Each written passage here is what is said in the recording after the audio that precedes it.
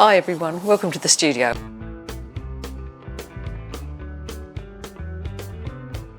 So today I've been playing around with making small frames because I really enjoy small format painting as well as the really large painting and not so much the in-between. So today I'm just going to look at some different paintings of the same subject. I've used 4 different papers to paint the same scene, which is from a recent trip to Iceland. And what I'm planning to do is to frame each one a different way, and then I'll make some videos of how I'm framing them so you can see some different ways to frame small paintings, pastel paintings, that are maybe a little bit more accessible to people who don't have matte cutters and so on. This is the one I'm going to be showing you today, the one painted on some Carte paper. So let's get painting. Here's the frame that I made. I like that little gold slip insert there. And this is the photo that I'm going to use as a reference. These are the papers, the Carte, the My Tints, and then 2 different Art Spectrum colour fixed papers. I'm going to use the Carte and a Unison half stick set. I'll start by blocking in the basic shape. So here I go for the mountains. I've used a dark value of the blue, and you can see I'm using different size strokes, using the side of the pastel, and I'm thinking about where I'm putting them. I'm not just putting one massive block. I'm shaping those mountains as I do it, and here I'm just suggesting the start of that river going through there. Here comes the second value of blue. It's lighter and it's also brighter. I'm putting in that background mountain now, and that will get knocked back a bit as I go, but I just want to differentiate it from the darker foreground ones. A little bit of that goes into the river as well, because I don't ever pick up a pastel without using it in more than one place in the painting, so that I get that more united look. Here I've gone for the third lightest value of my blue, so I've got 3 values of blue, and that's just the beginning of the sky coming down, covering the mountain there. I'm going into the sky with some green blues. I want that moody sort of feel to that dark, foreboding sky. And I'm going to get that with the green blues rather than those very warm blues. It's much cooler, so it gives me that more foreboding look. I've got a lighter value now. So as with those blues, I'm going for 3 values. And now I'm putting in a warmer blue because I do want some contrast in the sky. You don't want to have one just cool area, one just warm area. I want to add some warmth to the sky, but in a smaller amount than the cooler green blues. Now I'm going to go in and warm up that foreground a bit. I'm going to choose a sienna sort of red colour, and it's going to work nicely over that background warm brown that I've got. So that will just brighten and lighten the foreground and warm it up. And I will take some of that also and work it into the hills so that I can connect them in a moment. Right now I'm going to add in the light. So just at the back there.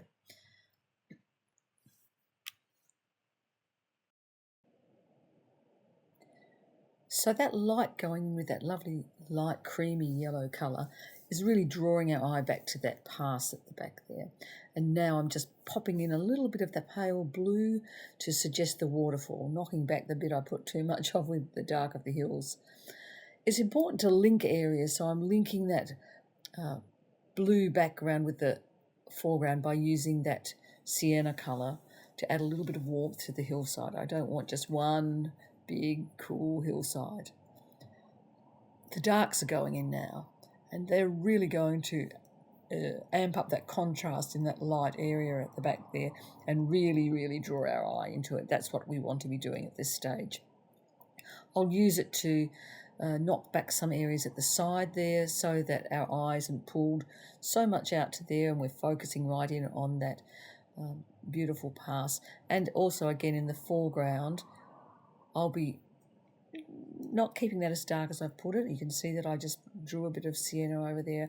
Now I'm going to go in with some cool greens. Again, that's cool against warm. That's giving me some good contrast, and I'm drawing that again over the darks in the foreground. And I'm just layering that dark, which isn't a black, it's a sort of more aubergine colour. I'm layering that and the greens until I get what I think is going to be right. I'll use a bit of darks now going in, dark colours going into those background hills, just to push them back a little bit from the plane.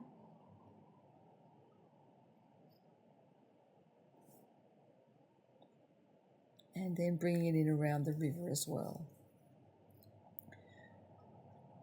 You'll notice that I'm not covering too much paper at a time. I'm leaving room for me to think about it. Here I'm going to go in with some lighter values to lighten up the sky a bit. I want to have some areas where the light is filtering through thinner areas of cloud, and that will also help to direct us in. You can see I'm doing some diagonal strokes down into that very contrasty light against dark area, and that will help to pull your eye down there. I'm going to take a light blue as well and pop in some light reflecting off the river surface. I'm just suggesting that river running through the valley. It spreads out in some areas. Now some fun part, popping in a bit of snow. So again, it's not white. It's not the lightest value I could go for. It's a pale blue, just a light tint of blue, and suggesting it peeking through the shadow, peeking through the sky, the clouds up there, pulling some of it down into the sky area there to suggest a bit more light, and then a little touch of it down there on the river surface again, water surface. I've left plenty of the paper showing through at this stage. Some more of it will get covered up, but the paper really helps to unify the painting, so it will not all be covered up. Darkening up that foreground as the river comes toward us, because I want our gaze to be focusing right back to that light against dark contrast area back there. So I'll just work a little bit more into the foreground plain area there, and this is with a more sort of red tending towards violet, and this going up into those hills too. I don't want that hill to be quite as dark as I originally made it, and this will give it some variety and texture by running that darker red violet through there, and help to join it up to the lighter area as well and give more warmth to the hillsides. So just working that around and thinking about the strokes as I put them down, varying the way my hand is. Here I'm coming in with some light again to spread a bit of that lighter now, a little bit of darker version of that yellow, because it's not quite so intense as we pull back from the past there. Dragging a little bit of it up the hillside as well, and suggesting that there's area beyond that initial stroke of light that I put in. A little bit of green goes back in there. I don't want too much because it gets bluer as you go back, but I do want a little bit of lighter green, some highlights on the grassy areas in that plain. I have a little assess about it, and now I'm thinking I might be able to do just a little bit of finger blending into the sky there to soften off those cloud edges. Carte isn't great for blending, I have to say, but I love the paper, and it will blend. It's just not as easy as some of the other papers because it's quite coarse. The more layers you put on, the easier it is to blend. Here I'm just putting a few extra darks back to suggest some variety of land of form in those distant mountains there, but I don't want to make them as dark as the foreground hills there. Those foreground hills are a bit more in shadow, and it's lighter as you push back. Just adding in a bit more sky there, coming down to meet the sides of the hills. Everything's in its place now, and now I'm just going to be working on this composition that I've popped in. That's a little bit of a warm, almost yellowy going into the sky, and back there for a little bit of warmth again, and a feeling that there might be sunshine. I'm going to tighten up the design a bit now, so everything, as I said, is in its place, but now I'm doing some little drawing marks along the top of the mountain to hillsides there, just to give a little bit of more definition to it, and they'll probably get softened off, but right now I want to just put in a little bit of darkness there to increase the contrast between the sky and those shadowed hillsides. So working the darks around a little bit. We want to really be pulling ourselves back a bit now and considering the strokes that we're making, considering what we're adding. Is it helping the painting or is it hindering the painting? So this last bit, each stroke should be considered carefully. Where am I putting that? Why am I putting that? And you'll see that I'm just doing a little bit at a time and then having a little look, a little think.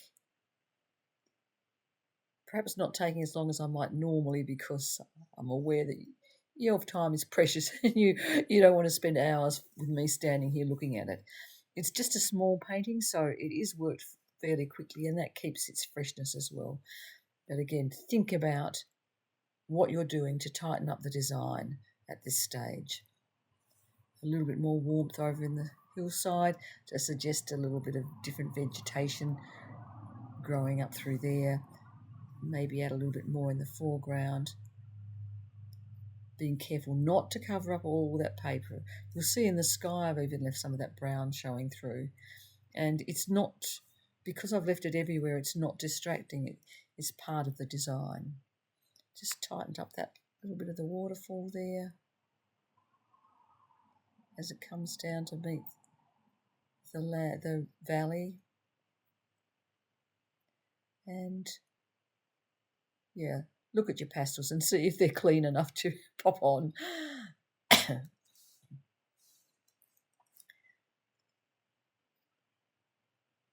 These are just very small changes I'm making now. Just thinking about looking back at the photo, thinking, have I caught the elements that interested me? Have I amplified those a little bit, and have I added in enough colour? A couple of flicks with the finger just to smooth out any little rough bits I don't like. And really, I think that's going to be it. Hope you enjoyed that short demo. Thanks for watching. Just hit the subscribe button if you'd like to see when I put out the next video on how I framed this. Bye for now.